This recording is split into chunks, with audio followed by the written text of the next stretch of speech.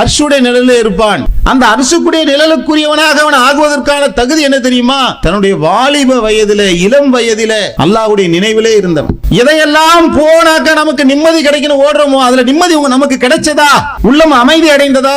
அமைதி அடையவே அடையாதுங்க. அல்லாஹ் சொல்லுகின்றான், அல்லாஹ்வை நினைவு கூறுவதை கொண்டுதான் உள்ளங்கள் அமைதி அடைகின்றன. அறிந்து கொள்ளுங்கள், அல்லாஹ்வை நினைவு கூறுவதை கொண்டுதான் உள்ளங்கள் அமைதி அடைகின்றன. இன்னைக்கு இளைஞர்களாக இருக்கக்கூடியவர்கள் பப்ஜி விளையாண்டு பார்த்தாச்சு, ஃப்ரெண்டுங்களோட ஊர் சுத்தி பார்த்தாச்சு, பள்ளிக்கூடத்தை காலேஜை கட்டடிச்சு பார்த்தாச்சு, அம்மாவை எதிர்த்து பேசி பார்த்தாச்சு, அத்தாவோடு சண்டை போட்டு பார்த்தாச்சு, படம் பார்ப்பதற்காக தியேட்டர்ல போய் நின்னாச்சு, தெரிந்தோ தெரியாமலோ நம்மள ஒருவரோ சிலரோ பீடி குடிச்சு சிகரெட் குடிச்சு பார்த்தாச்சு, அங்கும் இங்குமாக போதை மருந்துக்குள்ள போய் பார்த்தாச்சு. இதில் எல்லாம் உள்ளத்துக்கு அமைதி கிடைத்ததா? நிம்மதி கிடைத்ததா?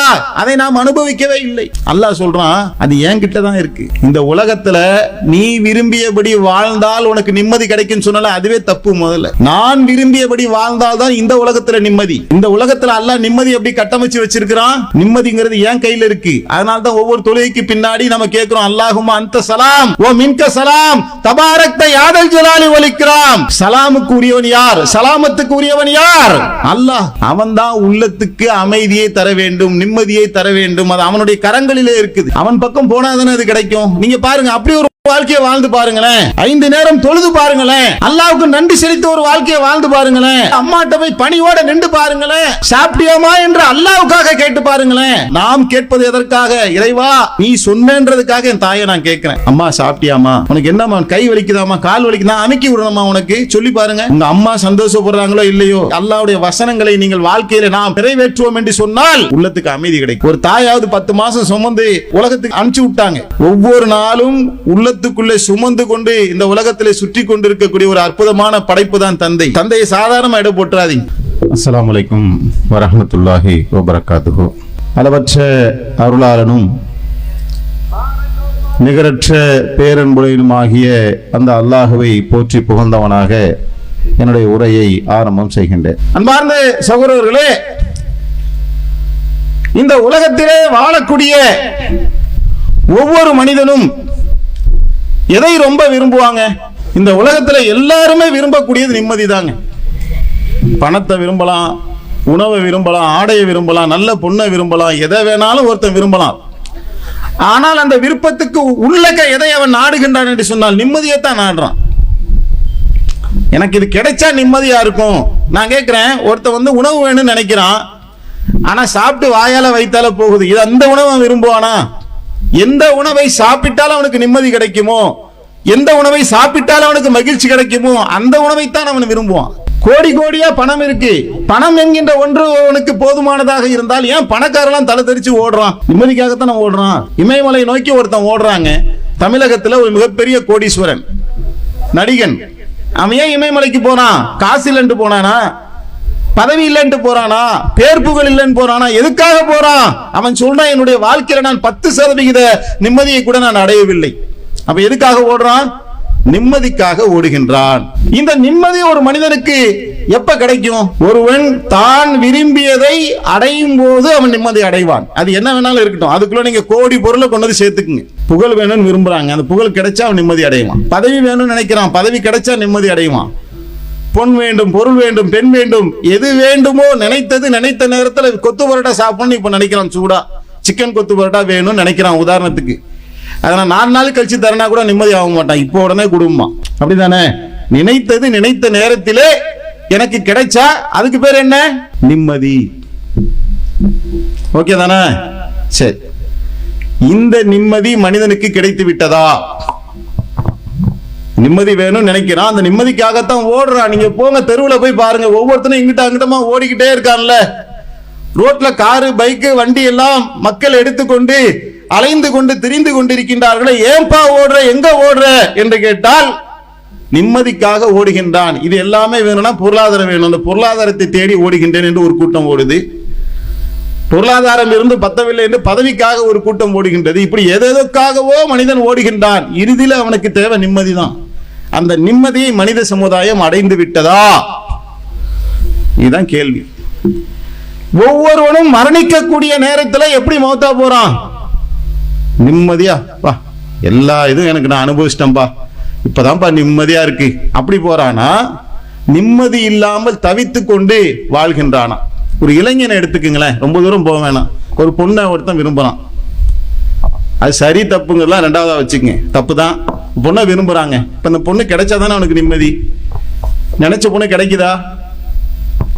கிடைச்சிட்டான்னு வச்சுக்கீங்களேன். ஒரு பேச்சுக்கு சொல்ல வரேன், நினைச்ச பொண்ணை கல்யாணம் பண்ணிட்டான், அப்புறம் பார்த்தா மூஞ்சி அப்படியே வாடி போயிருக்கு. கொஞ்ச நாள் கழிச்சு என்னறான்னு கேட்டானா, காதலிக்கும் போது நல்லா இருந்தா பாய், கல்யாணம் பண்ணி பார்த்தா பயங்கரமான வாயாடியா இருக்கா பாய், எங்க அம்மாவுக்கும் அவளுக்கும் ஒரே சண்டையா இருக்கு பாய், வீட்டுல நிம்மதியே இல்லை பாய். முதல்ல எங்க அம்மா கூட கல்யாணம் பண்ணாத போது இருந்தேன்ல, அப்பயாவது நிம்மதியா இருந்தேன்.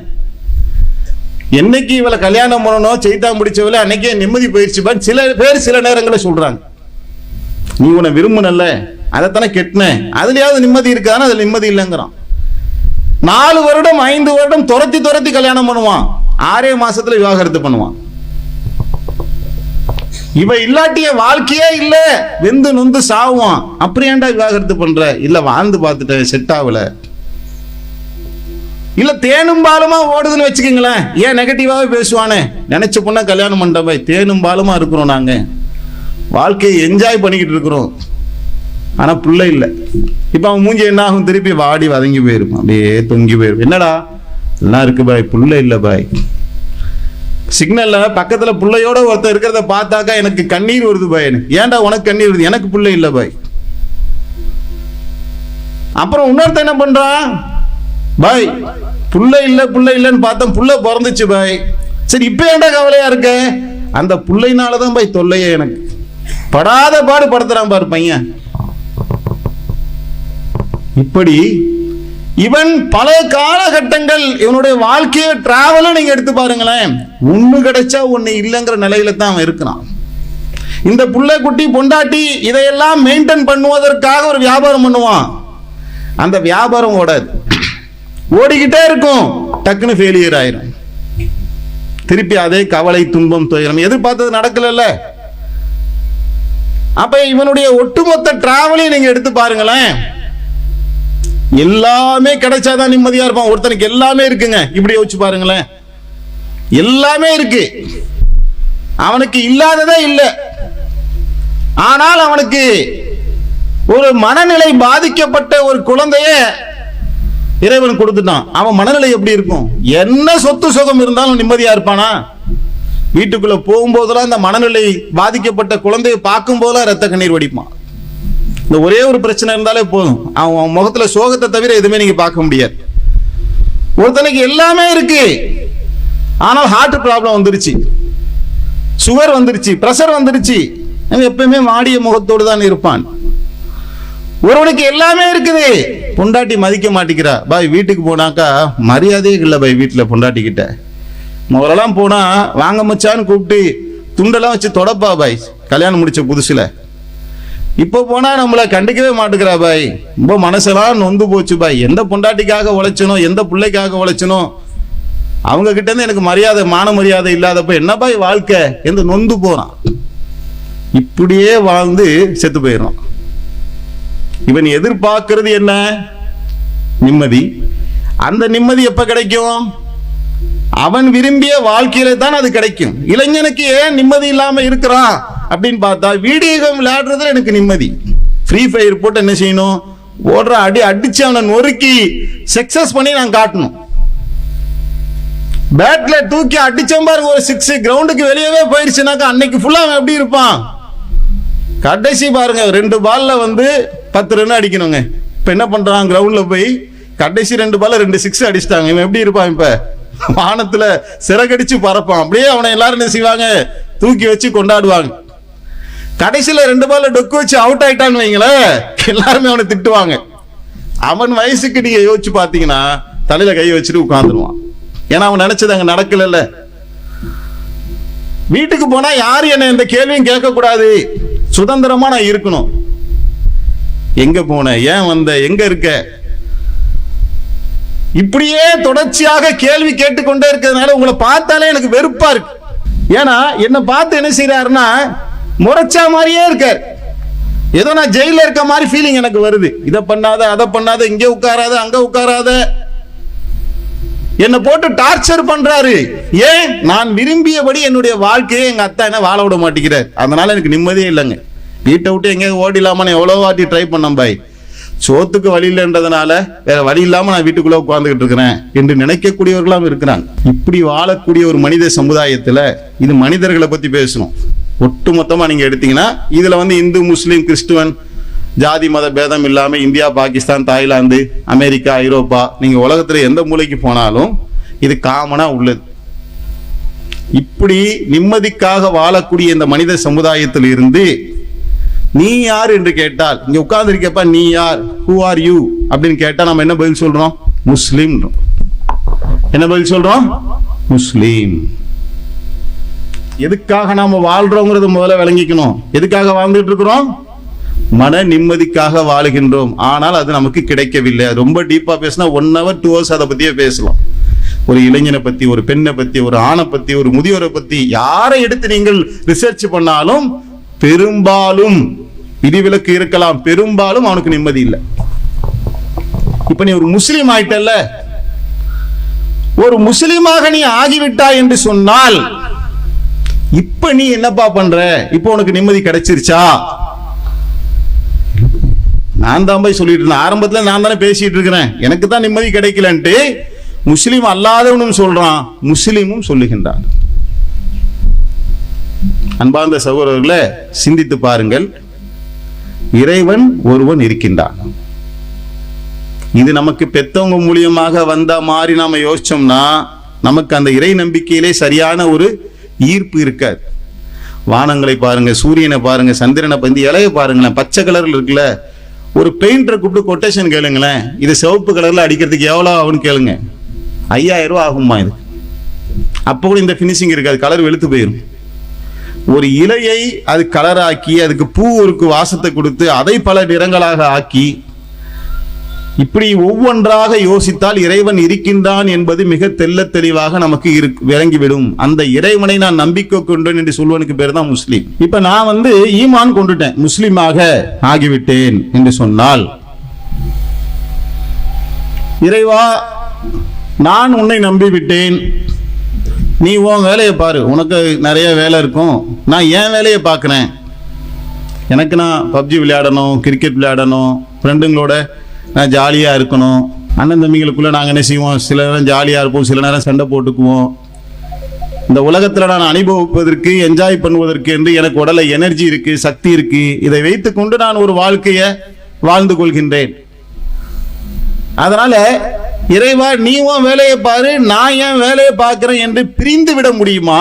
அல்லது அதை தாண்டி வேற ஏதாவது பாண்டிங் அதுல இருக்குதா? ஒருவன் முஸ்லிமாக ஆகிவிட்டான் என்று சொன்னால் அல்லாஹ் அங்க என்னவா ஆயிடுறான்? எஜமானனாக ஆகிவிடுகின்றான். நான் இங்க என்னவா ஆயிடுறேன்? அடிமையாக ஆகிவிடுகின்றேன். இதை நம்ம எல்லாரும் ஏத்துக்கிறோம் தானே?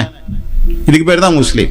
லா இலாஹ இல்லல்லாஹ் முஹம்மது ரசூலுல்லாஹ் என்ற கலிமாவை ஒருவன் முழங்குகின்றான், வணக்கத்துக்குரியவன் அல்லாஹ்வை தவிர வேறு யாருமே இல்லை, முஹம்மது நபி அவர்கள் அல்லாஹ்வுடைய தூதராக அடியாராக இருக்கின்றார், நான் ஈமான் கொண்டு விட்டேன் என்று ஒருவன் சொல்லுகின்றான் என்று சொன்னால், இறைவா நீதான் என்னுடைய எஜமானன், நான் உன்னுடைய அடிமை என்ற சாசனத்திலே அவன் ஒப்பந்தம் நிறைவேற்றி கொண்டான்.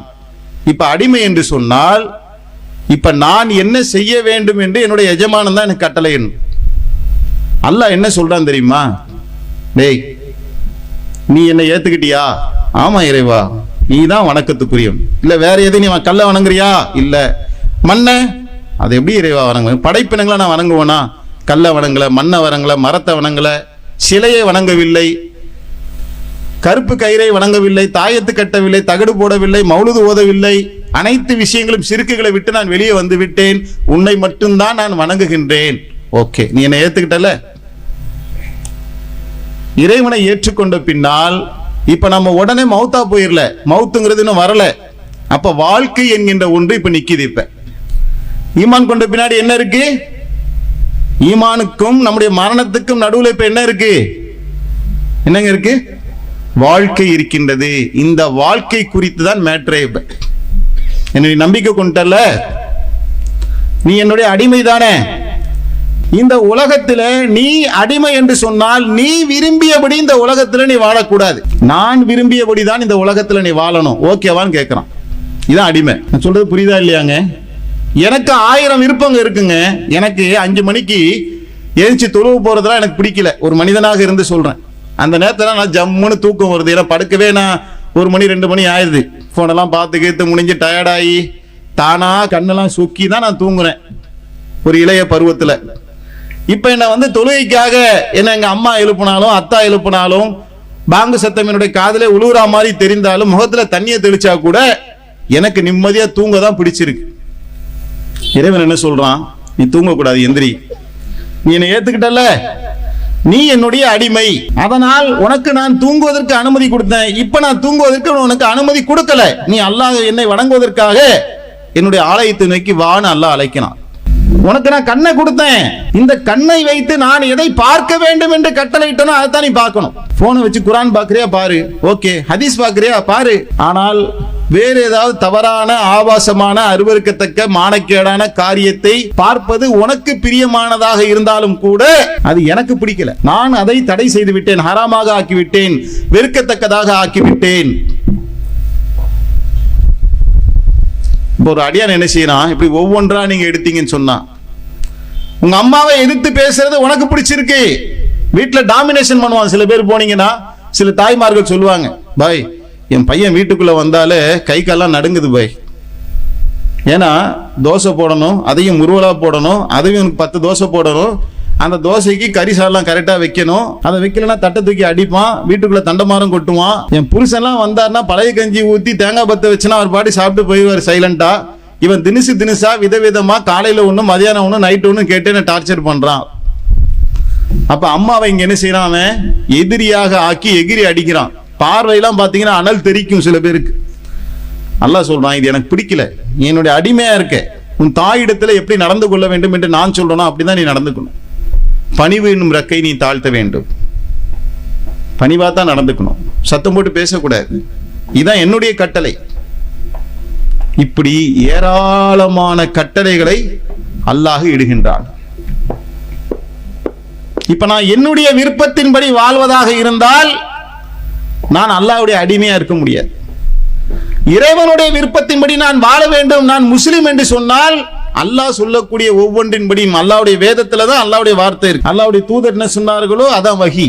அப்ப இந்த அடிப்படையில நம்முடைய வாழ்க்கை இருக்கின்றதா? இப்போ ஒரு அடியான் கேட்கிறான், ஒரு மாணவன் கேட்கிறான், ஒரு இளைஞன் கேட்கிறான், யா அல்லாஹ் நிம்மதியா என்ன தூங்க விட மாட்டேங்கிற, எங்க அம்மாட்ட என்ன சண்டை போட விட மாட்டேங்கிற, தொழுகைக்கு வா 5 நேரம் நான் தொழுகு போகணும், என் சுதந்திரத்தையே ஒட்டுமொத்தமாக நீ பறிக்கின்றாய்.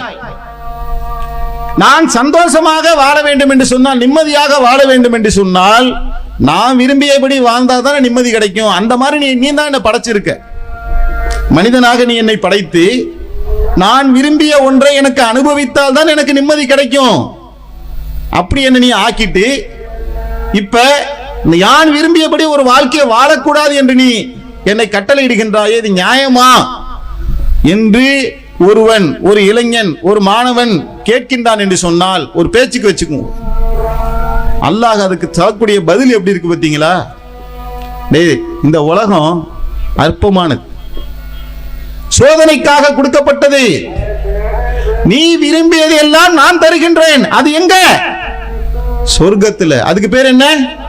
சொர்க்கம். அதுதான் உன்னுடைய இயல்பு. உன் மனம் விரும்பிய எல்லாமே அங்க கிடைக்கும், அதுக்கு பேர் சொர்க்கம். இப்ப நீ இருக்கிறது சொர்க்கமா? சொர்க்கத்திலே உட்கார்ந்து இருக்கும். இது சோதனை களம். உங்களிலே அழகிய செயல் செய்பவர் யார் என்று சோதிப்பதற்காகத்தான் வாழ்வையும் மரணத்தையும் நான் கொடுத்தேன். இந்த உலகத்தில் நீ பிறக்க வச்சது, நீ மரணிக்கிறதும் எதற்காக? நீ அல்லாஹ்வுக்கு கட்டுப்பட்டு வாழ்கின்றாயா, மாறு செய்கின்றாயா, சோதிக்கிறதுக்காகத்தான். இந்த உலகத்தில் நீ எனக்கு கட்டுப்பட்டு நடந்தால் நீ விரும்பிய வாழ்க்கையை நான் உனக்கு தருகின்றேன். இன்ன சலாத்தி வனுசுக்கி ஓ மஹியாய வமமாத்தி லில்லாஹி ரப்பில் ஆலமீன் என்று நபி நீ சொல்லுங்கிறான். என்னுடைய வாழ்வு, என்னுடைய மரணம், என்னுடைய குர்பானி, என்னுடைய வணக்க வழிபாடுகள் அனைத்தையுமே அகிலங்களை படைத்த அல்லாஹ்வுக்கு நான் அர்ப்பணம் செய்து விட்டேன் என் நபியை நீ சொல்லுங்கிறான். எல்லாத்தையும் நான் தரேன். அந்த சொர்க்கத்துக்காக நான் என்னுடைய விருப்பத்தை எல்லாத்தையும் தரேன், என் வாழ்க்கையவே தரேன், அர்ப்பணம் செஞ்சு டெடிகேட் பண்றேன். அல்லாஹ் இதற்கு பகரமா சொர்க்கத்தை தரங்கிற. அந்த பிசினஸ் டீலிங்க்கு வரீங்களா, ஓகேவான்னு கேட்கிறான் அல்லாஹ். அந்த சொர்க்கம் உனக்கு வேணும் சொன்னா அந்த சொர்க்கத்துக்கு நீ என்ன பணயமாக தர வேண்டும்? உன்னுடைய விருப்பத்தை நீ என்கிட்ட கொடுத்துரு. நீ எதெல்லாம் விரும்புவியோ அதை எனக்காக நீ விட்டுறணும். நீ எதெல்லாம் வெறுப்பியோ அதை நான் சொன்னா அதை நீ செய்யணும். நீ வெறுக்கக்கூடிய ஒன்றை நான் சொல்லுவேன், அதை நீ செய்யணும். நீ விரும்பக்கூடிய ஒன்றை செய்யக்கூடாது நான் சொல்லுவேன், நீ செய்யக்கூடாது.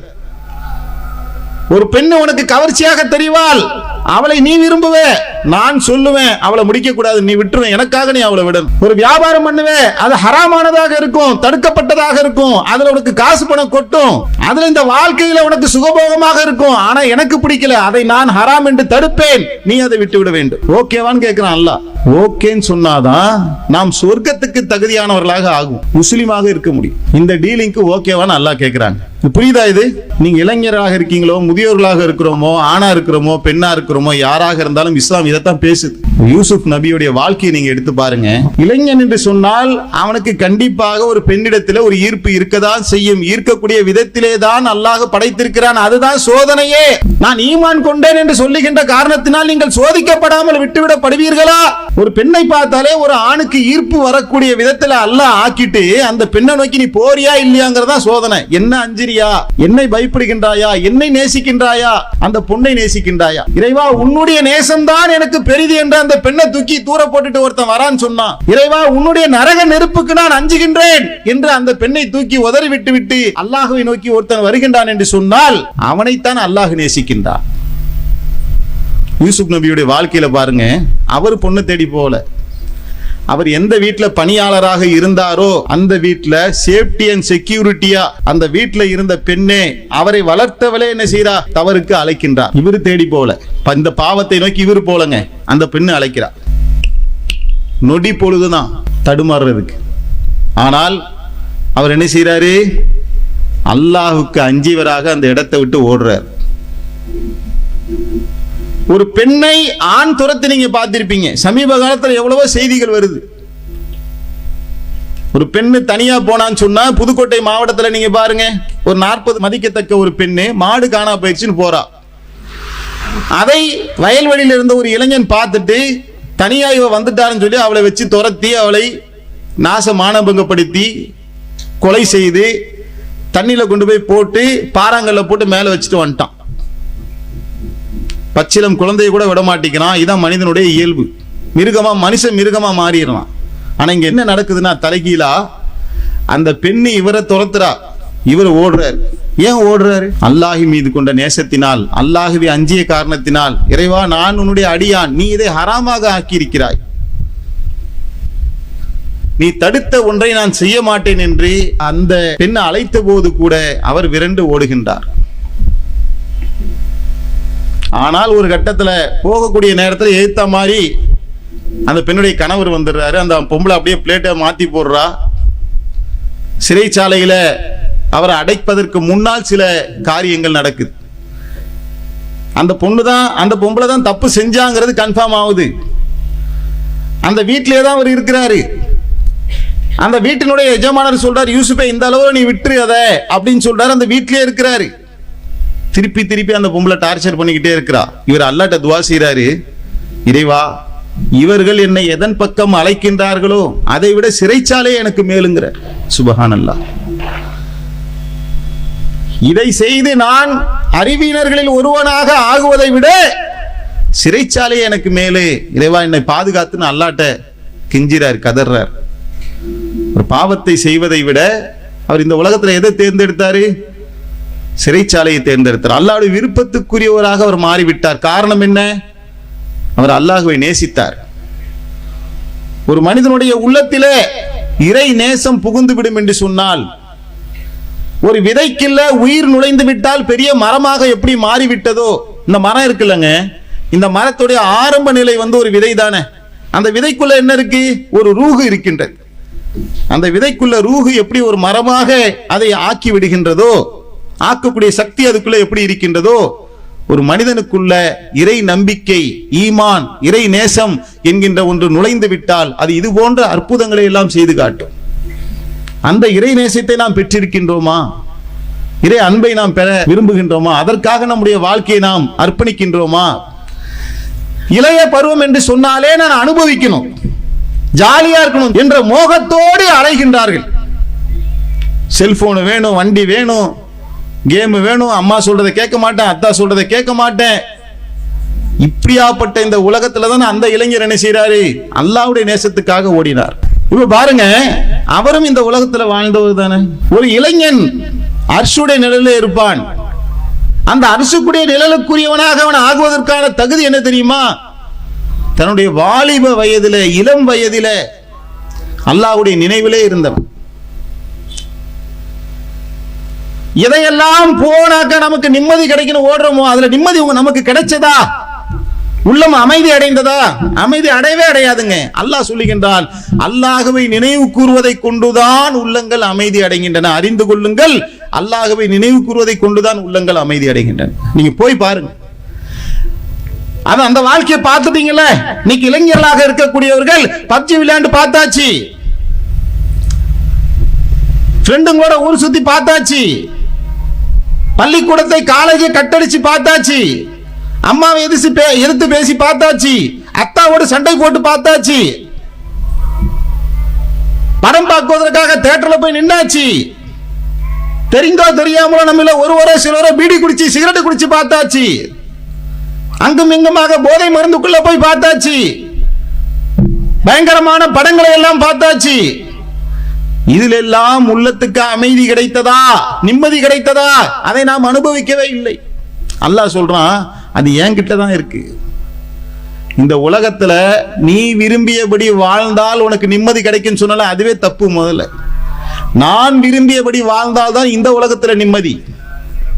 இந்த உலகத்துல அல்லாஹ் நிம்மதி எப்படி கட்டமைச்சு வச்சிருக்கிறான்? நிம்மதிங்கிறது என் கையில இருக்கு. அதனால்தான் ஒவ்வொரு தொழுகைக்கு பின்னாடி நம்ம கேட்கிறோம், அல்லாஹும்ம அன்த சலாம் ஓ மின்க சலாம் தபாரக்த யாதல் ஜலாலி வல் இக்ராம். சலாமுக்கு உரியவன் யார்? சலாமத்துக்கு உரியவன் யார்? அல்லாஹ். அவன்தான் உள்ளத்துக்கு அமைதியை தர வேண்டும், நிம்மதியை தர வேண்டும். அது அவனுடைய கரங்களிலே இருக்குது. அவன் பக்கம் போனாதானே அது கிடைக்கும். நீங்க பாருங்க, அப்படி ஒரு வாழ்க்கையை வாழ்ந்து பாருங்களேன். 5 நேரம் தொழுது பாருங்களேன். அல்லாஹ்வுக்கு நன்றி செலுத்த ஒரு வாழ்க்கையை வாழ்ந்து பாருங்களேன். அந்த சகோதரர் சொன்ன மாதிரி அம்மாட்ட போய் பணியோட நின்று பாருங்களேன். சாப்பிட்டியாமா என்று அல்லாஹ்வுக்காக கேட்டு பாருங்களேன்.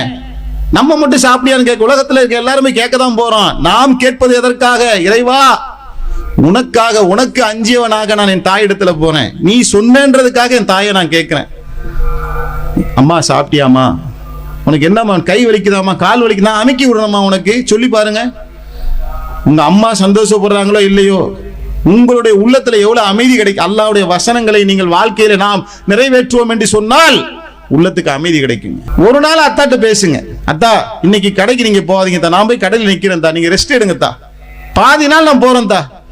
அவர் உங்களை அனுப்ப மாட்டாருங்க. ஒரு தாயாவது 10 மாசம் சுமந்து குழந்தைய வெளியே உலகத்துக்கு வெளியே அனுப்பிச்சு விட்டாங்க. ஒவ்வொரு நாளும் உள்ளத்துக்குள்ளே சுமந்து கொண்டு இந்த உலகத்திலே சுற்றி கொண்டு இருக்கக்கூடிய ஒரு அற்புதமான படைப்பு தான் தந்தை. தந்தையை சாதாரண இடம் போட்டுறாதீங்க. அவனுடைய கோபமான முகத்திற்கு பின்னால எவ்வளவு பெரிய அக்கறை இருக்கின்றது உங்களுக்கு தெரியுமா? தாயை பத்தி எவ்வளவு வேணாலும் பேசலாம், தகுதி படைத்தவர்கள் தான். ஆனால் தந்தையுடைய தியாகம் என்பது சும்மா கடந்து போயிட முடியாதுங்க. அவனுடைய சிந்தனைகளை நீங்க எப்பவுமே இருந்துகிட்டே இருப்பீங்க. என் பிள்ளை எங்க இருக்கான், எங்க போறான், என்ன பண்றான், அவன் நல்லா இருக்கானா, நல்லா படிக்கிறானா, என் பிள்ளை தேறிடுவானா, கடை தேறி வந்துருவானா, அவன் ஒழுக்கமாக இருக்கின்றானா என்று ஒவ்வொரு நேரமும் உங்களுக்காக ஏங்கி தவிக்கக்கூடிய 2 ஜீவன்களை ஒண்ணுதான் உங்களுடைய தந்தை. தந்தைக்கு பக்கத்துல உட்கார்ந்து தோல் மேல கையை போட்டு, அவர் எவ்வளவு எப்படி வேணாலும் இருந்துட்டு போட்டுங்க, அவரு பேசி பாருங்களேன். அத்தா உங்களுக்கு என்ன தேவை, நான் போய் வாங்கிட்டு வரேன் தான். உங்களுக்கு அம்மாட்ட கேளுங்க, அத்தாட்ட கேளுங்க. உங்க ஃப்ரெண்டு அடிச்சா, உங்க ஃப்ரெண்டு திட்டினா அவன்கிட்டலாம் நீங்க அட்ஜஸ்ட் பண்ணி போகலாம், விட்டு கொடுக்கலாம். ஏன்னா அவன் தோழன். உங்களுக்காகவே வாழ்ந்து கொண்டிருக்கக்கூடிய, உங்களை தோளிலே மாறிலும் சுமந்து வளர்த்த தந்தை இடத்துல ஈகோ பார்க்கறதுக்கு என்ன இருக்கு? ஈகோ பார்க்க வேண்டிய அவசியம் என்ன இருக்கு? இறைவனுக்காக இங்க அல்லாஹ் வந்துடுறான் பாரு. இறைவா, நீ சொன்னன்றதுக்காக நான் எங்க அத்தாட்ட போறேன், அம்மாட்ட போறேன், கட்டுப்பட்டு நடக்கிறேன். ஒரு மாசம் நீங்க ஒரு அஜெண்டாவை உங்களுக்குள்ள ஏற்றி கொண்டு ஃபஜ்ருக்கு எந்திரிச்சு பாருங்க, தொழுது பாருங்க, குர்ஆனை படிச்சு பாருங்க. இந்த அசுத்தங்களை விட்டு நீங்களே வெளியே வந்துருவீங்க. ஏன்னா அதுல அவ்வளவு பெரிய மன அமைதி அல்லாஹ் வச்சு. பள்ளிவாசல்ல போய் உட்காருங்க சகோதரர்களே. உங்களை ஒன்றும் பெருசா பண்ண சொல்ல, அரை மணி நேரம் நீங்கள் பள்ளியில் போய் அமர்ந்து பாருங்க. அந்த அரை மணி நேரத்தில் நீங்க எதை பத்தியுமே யோசிக்காதீங்க, அல்லாஹ்வை பற்றி யோசித்து பாருங்கள். உங்களை அல்லாஹ் எப்படி படைத்தான் என்பதை பற்றி சிந்தித்து பாருங்கள். தாயினுடைய கருவறையில இருக்கும் போது இந்த உலகத்தை நாம் வெளியே வருவதற்கு முன்னால் நமக்கான உணவை அல்லாஹ் தாயிடத்தில் ஆக்கியவன். பாலாக வெளியே நம்முடைய தாய் கொடுத்தால, தாய் செய்ததை பத்தி நிறைய பேசுறாங்க அல்ஹம்துலில்லாஹ். அந்த தாய்க்கு பாலை கொடுத்தது யார்? நாம வெளியே வந்தா அந்த பாலை குடிப்போம் சொல்லி அல்லாஹ்வே அந்த பாலை என்ன செஞ்சிருக்கான்? நம் தாயிடத்தில் உற்பத்தி ஆக்கியவன் ரப்புல் ஆலமீன். நம்மை வாழ வைத்துக் கொண்டிருக்கக்கூடியவன், கருணை மிக்கவன், கருணையாளர்களுக்கெல்லாம் கருணையாளன். நம் உடல் உறுப்புகளை தந்தவன், நாம் பேசுகின்ற நாவை தந்தவன், நான் சாப்பிடுவதற்கு பல்லை கொடுத்தவன், செரிப்பதற்கு குடலை கொடுத்தவன், சுவாசிப்பதற்கு நுரையீரலை கொடுத்தவன். எவ்வளவோ அற்புதங்களை அல்லாஹ் நமக்குள்ளே செய்து கொண்டிருக்கின்றான். அந்த அல்லாஹ்வுக்கு நன்றி உள்ள அடியானாக வாழ்ந்து பார்த்தால் உள்ளத்துக்குள்ள ஒரு அமைதி கிடைக்கும். அல்லாஹ்வுடைய கட்டளைகளுக்கு நான் மாறு செய்வேன் என்று ஒருவன் ஒரு முடிவை எடுத்து விட்டால் அல்லாஹ் சொல்றான், அவனுடைய வாழ்க்கையை நான் நெருக்கடிக்கு உள்ளாக்குவேன். பாவத்தை நோக்கி போக போக போக நீங்க பாருங்க, குழந்தைகள் அந்த முகம் எப்படி தெரியுமா இருக்கும்? அப்படியே எல்லா குழந்தையும், அந்த குழந்தை கருப்பா இருக்கோ சிவப்பா இருக்கோ எப்படி இருக்கு, ஏழை வீட்லயோ பணக்காரன் வீட்லயோ, அந்த குழந்தையுடைய முகத்துல ஒரு ஈர்ப்பு இருக்கு. ஆனால் காலங்கள் போக போக அவன் பொய் சொல்ல சொல்ல, தவறுகள் செய்ய செய்ய அந்த முகம் எப்படி ஆகுது? அந்த முகத்துல அந்த அருள் இருக்கின்றதா? அந்த ஈர்ப்பு இருக்கின்றதா? ஏன்? அல்லாஹ்வுடைய கோபத்துக்குரியவனாக அவன் மாறி விடுகின்றான். இப்ப நம்ம வாழ்க்கையில என்ன செய்யணும்? நம்ம ஒரு முடிவு செய்யணும். இறைவா, நான் உன்னுடைய அடிமையாக இருக்கின்றேன், உனக்கு கட்டுப்பட்ட ஒரு வாழ்க்கையை நான் வாழுவேன். அப்படி ஒரு முடிவு எடுக்கலாமா? அப்ப என்ன, இந்த உலகத்தில் நம்முடைய சுகங்களை எல்லாம் இழக்கிற மாதிரி தெரியும், ஆனால் அதுல அல்லாஹ்வுடைய அருள் நமக்கு இருக்கும்.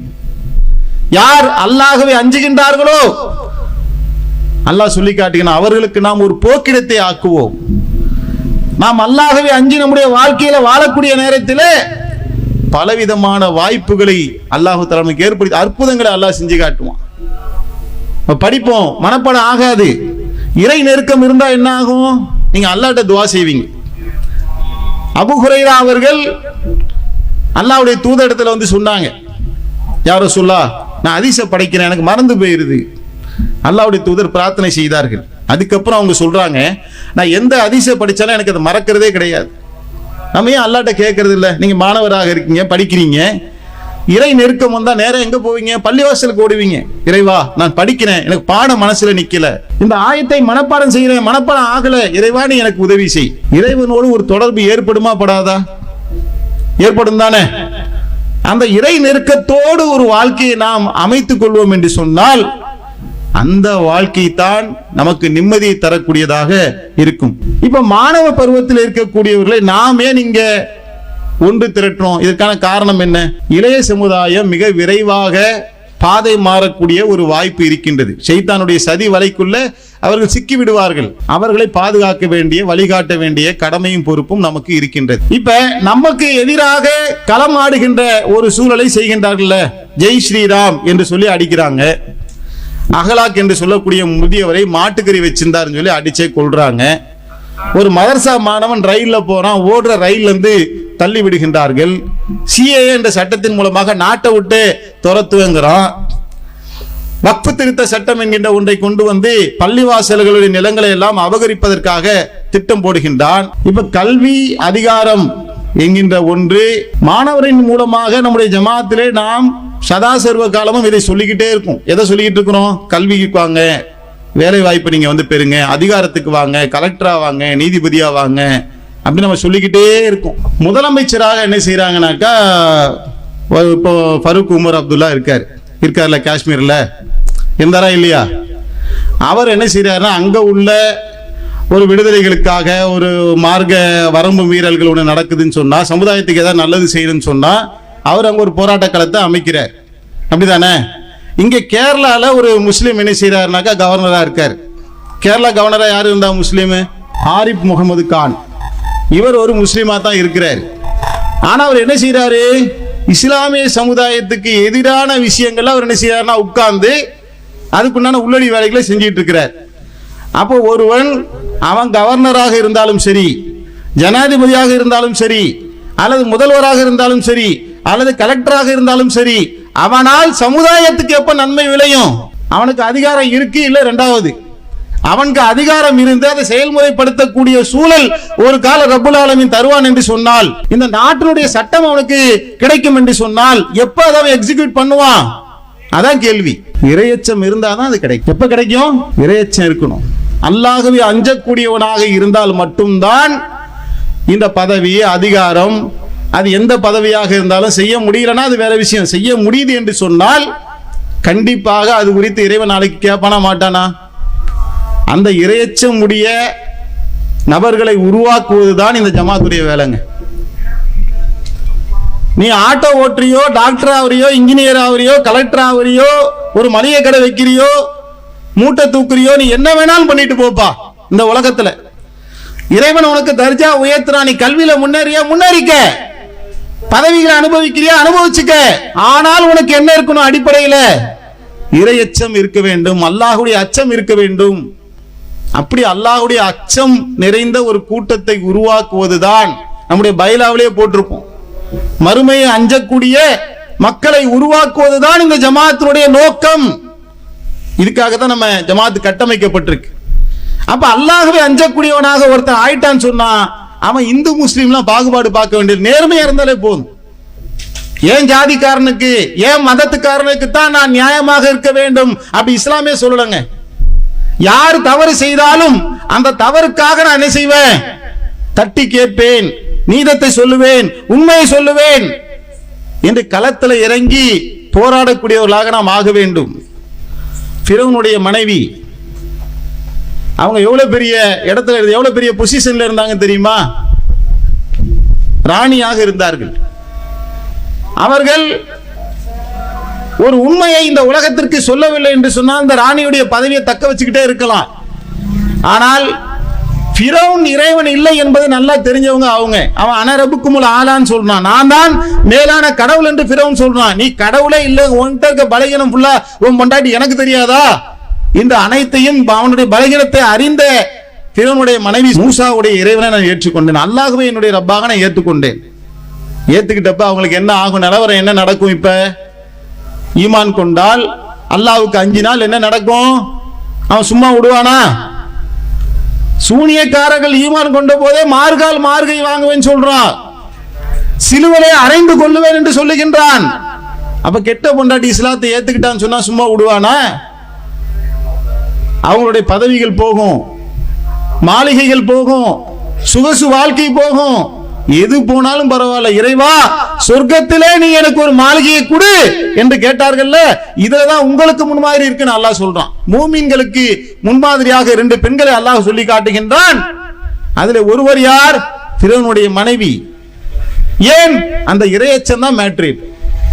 அந்த இறையச்சம் உடையவர்களாக நாம் ஆக வேண்டும் என்று சொன்னால், ஆரம்பத்தில் நம்ம ஒரு பாட்டு பார்த்தோம்ல, இந்த உலகத்துல நான் இறைவனுடைய திருப்பொருத்தத்தை பெறுவதுதான் இந்த வாழ்க்கையினுடைய நோக்கம். எனவே அல்லாஹ்வை அஞ்சி என்னுடைய வாழ்க்கையை நான் அமைத்துக் கொள்வேன் என்று ஒரு அடியான், ஒரு முஸ்லிம், ஒரு இளைஞன், ஒரு மாணவன் ஒரு முடிவெடுத்து விட்டான் என்று சொன்னால் அவனுக்கு அருள் புரிவதற்கு அல்லாஹ்வே போதுமானவனாக இருக்கிறாங்க. எந்த அல்லாஹ் கடலை பிளந்து மூசா அலைஹிஸ்ஸலாம் அவர்களுக்கு உதவி செய்தானோ, எந்த அல்லாஹ் இப்ராஹிம் அலைஹிஸ்ஸலாம் அவர்களை நெருப்பில் இருந்து காப்பாற்றினானோ, நாம் ஈமான் கொள்ளுகின்ற போது இறையச்சத்தோடு இருக்கின்ற நேரத்திலே பல சோதனைகள் வரும். உண்மை சொன்ன காரணத்தினால் யூசுப் அலைஹிஸ்ஸலாம் அவர்கள் சிறையில் அடைக்கப்பட்டார்கள். அவங்க வாழ்க்கை அப்படியே நாசமா போயிச்சா? உண்மையை சொன்னாங்கல்ல, நான் தப்பு செய்யறேன்ற உண்மையை தான் சொன்னாங்க. ஆனால் அவர்களுக்கு நடந்தது என்ன? சிறை வாழ்க்கை. அதற்கப்புறம் அவங்களுடைய வாழ்க்கையில் என்ன நடந்துச்சு? ஏறக்குறைய ஒரு அமைச்சராக அவர் என்ன செய்யறாரு? நியமிக்கப்படுகின்றார். ஒரு உண்மையை சொன்ன காரணத்தினால், அல்லாஹ்வுக்கு அஞ்சி நடந்த காரணத்தினால் ஆரம்பத்தில் என்ன நடக்குது? பார்க்க ஜெயில் மாதிரி தெரியுது. ஆனால் அந்த சிறைவாசத்துக்கு பின்னாடி அல்லாஹ் கைவிட்டானா? கைவிடவில்லை. அல்லாஹ் அவர்களுக்கு மிகப்பெரிய கண்ணியத்தை கொடுத்தான். 11 நட்சத்திரங்களும் சூரியனும் சந்திரனும் எனக்கு சஜதா செய்வதை போல நான் கனவு கண்டேன் என்று அவர் சிறு வயதிலே சொன்னார், வளரிளம் பருவத்திலே சொன்னார். அதே போன்ற அவருடைய சகோதரர்கள் எல்லாம் அவருக்கு கட்டுப்பட்டு வரக்கூடிய சூழலை அல்லாஹ் உருவாக்கினானா இல்லையா? மக்காவிலே ஈமான் கொண்டு அல்லாஹ் ஒருவனை வணங்க வேண்டும் என்று சொன்ன காரணத்தினால் ஊரை விட்டு துரத்தப்பட்டார்கள். போனவர்கள் அங்க போய் மதீனால பிச்சை எடுத்தாங்களா? அவங்க நிலைமை என்ன ஆச்சு? மதீனாவிலே போனார்கள், இங்க இருந்து அகதிகளாக போனார்கள்ல, அவங்களுடைய நிலைமை என்ன ஆச்சு? அல்லாஹ் கைவிட்டானா? மதீனாவில் இருக்கக்கூடியவர்கள் தன்னுடைய பொருளாதாரத்தை வாரி வழங்கினார்கள், தொழில பார்ட்னரா சேர்த்துக்கிட்டாங்க, தன்னுடைய பெண்குல பிள்ளைங்களை அவங்க கல்யாணம் பண்ணி வச்சாங்க, பல மனைவிகள் இருந்தா தலாக் பண்ணி அவங்களுக்கு திருமணம் முடிச்சு கொடுத்தாங்க. இப்படி அவங்க பல தியாகங்களை அவர்கள் செய்தார்கள் என்று சொன்னால் இதை குறித்து அல்லாஹ் சொல்லி காட்டுறான், உலகத்திலே உள்ள செல்வங்களை எல்லாம் செலவு செய்தாலும் கூட இந்த அன்பின் பிணைப்பை உங்களால் ஏற்படுத்த முடியாது, நான் தான் பண்ணேங்கிறான். ஒரு இளைஞன், ஒரு முஸ்லிம், ஒரு மாணவன் அவன் அல்லாஹ்வுக்கு அஞ்சி நடப்பான் என்று சொன்னால் ஆரம்பத்தில் சில சோதனைகள் வர மாதிரி தெரியும். ஆனால் அல்லாஹ்வுடைய அருளால் பல அற்புதங்களை நம்முடைய வாழ்க்கையில் நம்மால் பார்க்க முடியும். நீங்க அல்லாஹ்வுக்கு அஞ்சி நடங்களேன், ஒரு கால் உங்க அத்தா உங்ககிட்ட எரிஞ்சு விழுகிற மாதிரி தெரியும். நீங்க அல்லாஹ்வை நெருங்கி நெருங்கி பாருங்களேன், அல்லாஹ் அத்தாவுடைய உள்ளத்தை மாத்திடுவான். நீங்க அல்லாஹ்ட்டையும் கேட்க ஆரம்பிப்பீங்க, ஏ அல்லாஹ் நான் 5 நேரம் தொழுகிறேன், உங்ககிட்ட கையேந்துறேன், எங்க அத்தாவுக்கும் எனக்கும் இடையில நீ ஒரு முகபத்தை ஏற்படுத்தி கூடிய அல்லாஹ். எந்த அல்லாஹ் மக்கா வாசிகளை மீது மதினா வாசிகளுக்கு முகபத்தை ஏற்படுத்தினானோ அந்த அல்லாஹ் இப்ப இருக்கிறானா இல்லையா? நீங்க சொல்லுங்க பாப்போம். பாய், அந்த காலத்துல ஒரு அல்லாஹ் இருந்தான் பாய், கடலெல்லாம் பொழந்தான், நெருப்புல இருந்தெல்லாம் காப்பாத்தினான் பாய், போர்க்களத்துல மலக்குமார்களாம் இழக்கிறான் பாய். இப்ப இருக்கிற அல்லாஹ் அந்த மாதிரிலாம் எதுவும் செய்யறது இல்லை பாய். அப்படி சொல்ல முடியுமா? அதே அல்லாஹ் தானே இருக்கிறான், அதே கருணையோடு அதே வல்லமையோடு ரப்புல் ஆலமீன் இருந்து கொண்டிருக்கின்றான் என்று சொன்னால் நாம அல்லாஹ்ட்ட கேட்கறது இல்லை. அல்லாஹ் நார்னா உங்க அத்தாவுக்கும் உங்களுக்கும் இடையில, உங்களுக்கும் உங்களுடைய சகோதரர்களுக்கு மத்தியில, உங்களுக்கும் உங்களுடைய நண்பர்களுக்கு மத்தியில இருக்கக்கூடிய குரோதங்களை, சிக்கல்களை, சங்கடங்களை அல்லாஹ் நீக்குவான். உங்க அத்தா கடன்ல கஷ்டப்படுகின்றாரா, சிரமத்தில் இருக்கிறாரா, நீங்க அல்லாஹ்ட்ட கேளுங்க, அல்லாஹ் என் தந்தைக்கு தொழில் நஷ்டமாயிடுச்சு, அல்லாஹ் நான் உனக்கு தகஜத்தை ஏந்தி சொல்லுங்க. அல்லாஹ்வுக்கு கட்டுப்பட்ட ஒரு இளைஞனாக நில்லுங்கள் களத்தில. அத்தாவுக்காக நீங்க கேளுங்க, அம்மாவுக்காக கேளுங்க, உங்க எதிர்கால வாழ்க்கைக்காக கேளுங்க. அல்லாஹ் கொடுப்பானா? கொடுக்கறதுக்கு தாங்க அவன் ரப்பா இருக்கிறான். சில சோதனைகள் வரும், சில கஷ்டங்கள் வரும், பொறுமையாக உறுதியாக நாம் நிற்போம் என்று சொன்னால் அல்லாஹ் சொல்லி காட்டுகின்றான், யார் அல்லாஹ்வை அஞ்சுகின்றார்களோ அவருடைய காரியங்களை நான் எளிதாக ஆக்குவேன். அல்லாஹ்வுக்கு அஞ்சி வாழ வேண்டும் என்ற ஒரு முடிவை நீங்க எடுத்துக்கிட்டு நீங்க காலடி எடுத்து வச்சீங்கன்னா சின்ன சின்ன காரியங்களும் உங்களுக்கு ரொம்ப பெரிய பெரிய காரியங்கள் எல்லாம் அப்படியே எளிமையா ஆயிரும். கடல் பிளந்தது இருக்குல்லங்க, கொஞ்சம் அதுக்குள்ள டீப்பா யோசிச்சு பாருங்களேன்.